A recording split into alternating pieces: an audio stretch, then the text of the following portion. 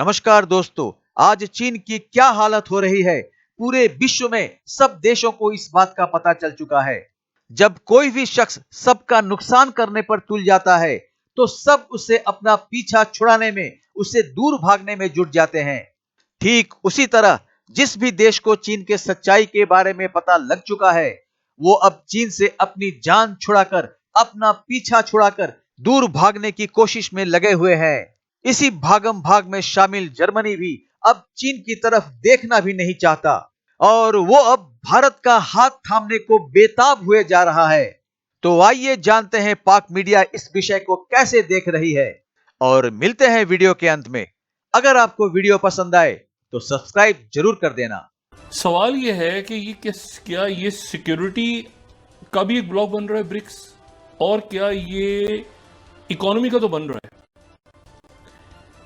और इसमें नए मुल्क जो आए हैं, अभी जो नए पार्टनर मुल्क हैं, वो बड़े इंटरेस्टिंग लिस्ट है उनकी, जो ब्रिक्स में नए मुल्क शामिल हो रहे हैं।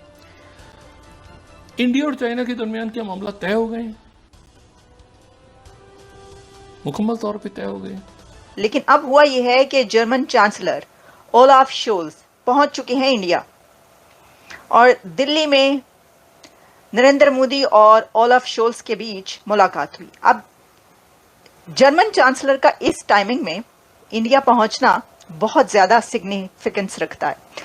एक तो ये कि जर्मनी ने एक बड़ा काम ये किया है कि भारत को स्पेशल स्टेटस दे दिया। ये बड़ी खबर है कि जर्मनी ने इंडिया को स्पेशल स्टेटस दे दिया है, और ये स्पेशल स्टेटस है, वैसे तो ये स्पेशल स्टेटस फॉर डील्स और ख़ास तौर पर जो मिलिट्री डील्स हैं उसके लिए दिया गया है, क्योंकि जर्मनी ये चाह रहा है कि इंडिया के साथ बहुत बड़ी डील्स हो जाएं। अच्छा, ये जो डील्स जर्मनी की तरफ से इंडिया से ख्वाहिश है उनकी, ये सिर्फ मिलिट्री डील्स नहीं है, सिर्फ आर्म डील्स नहीं है, बल्कि इसके पीछे बहुत कुछ है। इसके बैकग्राउंड में आप देखें तो इतना बहुत कुछ है कि लगता है, बल्कि ये कहा जा रहा है कि this is new era of partnership between India and Germany. इसमें एक बड़ा एलिमेंट ये है कि जर्मन ये चाहता है कि उसका रिलायंस चाइना पर कम हो, और चाइना से हटकर वो पूरे तरीके से डिपेंड कर सके इंडिया पर। तो अगर आप इसको ये कहें कि जर्मनी या इंडिया जर्मनी के लिए एक न्यू चाइना क्या बन सकता है, जर्मनी ये पूछ रहा है, ये सवाल कर रहा है, या ये कि वो उसकी ये पसंद है, उसकी ख्वाहिश है, जिसके लिए अब तकरीबन मेरा ख्याल है कि जो टॉक्स हैं उसके लिए दोनों तरफ के जो भी डेलीगेशंस हैं और जो भी अथॉरिटीज़ हैं वो इसमें अब जुटेंगी, और 2-3 दिन ये टॉक्स चलेंगी। उसमें जर्मनी की ख्वाहिश ये है कि अब इंडिया जर्मनी के लिए एक चाइना बन जाए। कैसे? वो इसलिए कि चाइना की बहुत बड़ी मार्केट है ना दुनिया में।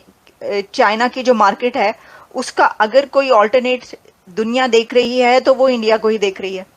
दो कंट्रीज हैं जो कि हमने देखा कि ब्रिक्स में भी क्या बात की गई। जो वजीर आजम मोदी हैं और जो दूसरी तरफ चाइना के सदर शी जिनपिंग हैं, उनकी तरफ से कि इस प्लैनेट की जो 2 लार्जेस्ट नेशंस हैं उनके बीच में वो हैंडशेक हुआ जो हमने आपको बताया। तो इसी तरीके से आप ये याद रखें कि जब कोई एग्रीमेंट होता है, जब कोई मुआहिदा किया जाता है, उसमें भी दुनिया की 2 बिगेस्ट नेशंस जो हैं वो दुनिया उनको ऐसे देखती है।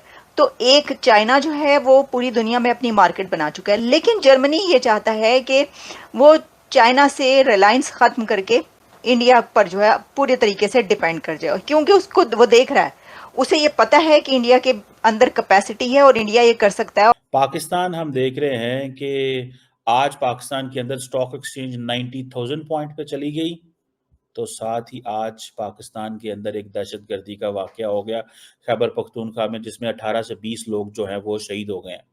उधर जर्मनी को देखें, Germany defence and green India के साथ डिफेंस एंड ग्रीन एनर्जी पे काम कर रहा है। आप इस चीज से अंदाजा लगाएं। देखें, India and Germany are serious nations, one must understand this. आज जर्मनी के जो चांसलर हैं वो आज प्राइम मिनिस्टर मोदी से मिल रहे हैं। आपको पता है किस तरह मिल रहे हैं? CEOs from India and Germany, they are also meeting. That is a level of seriousness. 800 बंदा जर्मनी से आया हुआ है। और इंडिया क्या कहता है जर्मनी को? That we have a clarity when we talk about the bright future. हमें क्लैरिटी है, हमें पता है हमने क्या करने जा रहे हैं। ये उन्होंने ज्वाइंट जो प्रेस कॉन्फ्रेंस दोनों मुल्कों के लीडरशिप ने किया है, उस पर बात हुई है। जर्मनी कहता है इंडिया को हम पार्टनर समझते हैं। इंडिया के बारे में जर्मनी की हुकूमत ने ये कहा है, जर्मनी के चांसलर ने कहा है कि हमें इस चीज़ का पता है कि इंडिया ग्लोबल हब बनेगा फॉर ग्रीन हाइड्रोजन, और हम उसका हिस्सा बनना चाहते हैं। मतलब जर्मनी को इंडिया की जरूरत पड़ गई है। इंडियंस को जर्मनी पहुंचना है, इंडियंस को जर्मनी पहुंचना है, और जर्मनी कह रहा है कि ये ग्लोबल हब है ग्रीन हाइड्रोजन का, बिकॉज उनको पता है इतनी बड़ी कंज्यूमर मार्केट है, इतनी बड़ी इंडस्ट्री लग रही है, तो क्यों ना भाई बनेगा। सो वो कह रहे हैं, अच्छा, सम ऑफ द इंडियंस और द इंडियन गवर्नमेंट और the MA they do believe that South Asia is no more in shape. South Asia बदल गया है। लेकिन आज जर्मनी के चांसलर ने कहा है कि India is an anchor of stability in south Asia. अगर स्टेबिलिटी को कोई खींच रहा है या स्टेबिलिटी को कोई ड्राइव कर रहा है तो वो नरेंद्र मोदी कर रहा है। ये चीजें पाकिस्तान कहता था हम एशिया का ये बनेंगे वो बनेंगे, असी तो फंस गए हैं। आज आपको पता है चाइना ने ये ऑफर किया अफगान तालिबान को टैरिफ फ्री ट्रेड। अफगानियों के पास रिसोर्सेज हैं और सारी दहशतगर्दी पाकिस्तान में ट्रांसफर हो रही है। रोजाना पाकिस्तान में हमले होते हैं, अफगानिस्तान में तो बिजनेस एज यूजुअल है, वहां पे तो बड़े नॉर्मल हालात चल रहे हैं, आपको पता है। क्योंकि अफगान तालिबान ने दहशतगर्द जमातों को कहा है कि हम आपको वो फीड तो नहीं कर सकते ना इतनी बड़ी जमातों को, तो वो है भी मोटिवेटेड। वो कहते हैं हमारी जान छोड़ो, जाओ पाकिस्तान जाकर बैठ जाओ, बड़ा मुल्क है उसको डिस्टेबलाइज करो। तो दोस्तों, जर्मनी के चांसलर यानी कि वहां के प्रधानमंत्री ओलाफ स्कॉल्ज बड़ी व्यग्रता से भारत पधारे हैं प्रधानमंत्री मोदी से मिलने के लिए, और मिलते ही उन्होंने प्रधानमंत्री मोदी को अपने मन की बात कह डाली।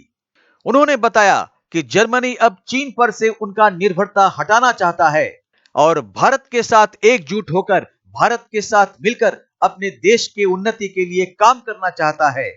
अर्थात चीन के कंपनियों के साथ नाता तोड़कर अब जर्मनी भारत के कंपनियों के साथ नाता जोड़ना चाहता है। सबसे अहम बात यह है कि जर्मनी ने डिफेंस सेक्टर में भारत के साथ बहुत सारे समझौते, बहुत सारे डील बनाकर उस पर हस्ताक्षर कर चुका है, और इसी के तहत जर्मनी ने भारत को 7 सबमरीन मुहैया कराया है बहुत ही कम दामों में। इस तरह की सबमरीन की आवश्यकता पर भारत दूसरे कई देशों से उसको खरीदने की वार्तालाप कर रहा था। इसमें आश्चर्य की बात यह है कि इसी जर्मनी ने एक समय यूरोपियन कंट्रीज के हथियारों को भारत में बेचने पर अपनी असहमति जताई थी और भारत पर उसने कई प्रतिबंध लगा दिए थे। हालांकि उस तरह के प्रतिबंधों को भारत अनदेखा करते हुए अपनी अंतरराष्ट्रीय खरीदारी और लेन देन को कायम रखे हुए था। लेकिन समय ने करवट बदला। जर्मनी अब खुद चलकर भारत के पास आकर भारत को अपनी रक्षा सहयोग में सबसे महत्वपूर्ण दर्जा देने की बात कर रहा है। और मजे की बात यह है कि इस पेशकश के लिए जर्मनी अपने देश के सारे नियम कानूनों को ताक पर रखने के लिए भी राजी है। तो देखते जाइए आगे आगे होता है क्या। आज बस इतना ही, मिलते हैं अगली वीडियो में, तब तक जय हिंद, जय भारत।